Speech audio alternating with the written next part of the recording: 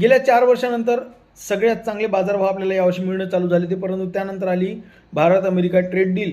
यामध्ये अमेरिकेने भारतावर 50% टॅरिफ लावला, त्यानंतर 25% केला आणि शेवटी तो 18%वर स्थिर झाला. आणि भारताने काय केलं, जे भारत 17% टॅरिफ लावत होता, अमेरिकेवर टॅक्स लावत होता, ते आता डायरेक्ट 0% केलेलं आहे. आता 0% करण्यामागचं कारण काय आहे किंवा अशी कोणती फाईल आपल्या गव्हर्नमेंटची अमेरिकेकडे अटकलेली आहे ते आपल्याला माहीत नाही, परंतु 0% टॅक्स झालेला आहे. भारतीय स्टेट बँकेचं म्हणणं आहे की यामध्ये शेतकऱ्याचं 1,00,000 करोड प्रतिवर्ष एवढं नुकसान यामध्ये भारतीय शेतकऱ्यांचं होणार आहे, जर अमेरिकेचा शेतीचा माल आणि दुग्ध उत्पादने भारतात आले तर. आणि यामध्ये सरकी फाईट पाहायला मिळणार आहे अमेरिकन फार्मर आणि भारतीय फार्मर, म्हणजे भारतीय शेतकरी अमेरिकन शेतकरी याच्यामध्ये सरकी फाईट पाहायला मिळणार आहे. आता या कंपॅरेटिव्हली आपण दोघांचा जर विचार केला तर अमेरिकन शेतकऱ्यांना प्रति 100 एकरामागे 66 लाख रुपये, हे भारतीय रुपयात आपण जर विचार केला तर 66 लाख रुपये प्रति वर्ष एवढी सबसिडी त्यांना मिळते.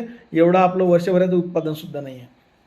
ठीक आहे. आणि भारतीय शेतकऱ्यांना सबसिडी काय मिळते तर 6,000 रुपयाचा नमो हप्ता प्रतिवर्ष, एवढं फक्त भारतीय शेतकऱ्यांना मिळते. आणि आपण काय करत बसलेला, आपण करत बसलेला जाती जाती, धर्म धर्म, हे धर्म असा, ते जात तशी, माई जात अशी, त्याचा धर्म तसा, ते तसं. आता याच्यावरून तुम्हाला फक्त एक छोटीशी कथा सांगतो. 3 लोक होते, मरताना त्यांना इच्छा विचारण्यात आले, त्यांच्या मरताना तुमची शेवटची इच्छा काय आहे. जो राजकारणी माणूस होता तो सांगत बसला की या राजकारण्यानं असं केलं, त्या राजकारण्यानं तसं केलं, भारतात असं झालं पाहिजे. दुसरा व्यक्ती होता धार्मिक व्यक्ती, त्यांना सांगितलं की देव असा आहे, देव तसा आहे, देव तसा आहे, अल्लाह ऐसा आहे, अल्लाह वैसा आहे. परंतु तिसऱ्या माणसाला जर विचारण्यात आलं तर तिसऱ्या माणसानं सांगितलं की मला भाकर द्या म्हणून. याच्यात काय समजलं की पहिला माणूस पोट भरलेलं पोट होतं, दुसऱ्या माणसाचं सुद्धा पोट भरलेलं होतं, पण तिसरा माणूस उपाशी होता. लक्षात ठेवा, आपल्यावर सुद्धा उपासमारीची वेळ येणार आहे आपण जर जात जात धर्म धर्म करत बसलो तर.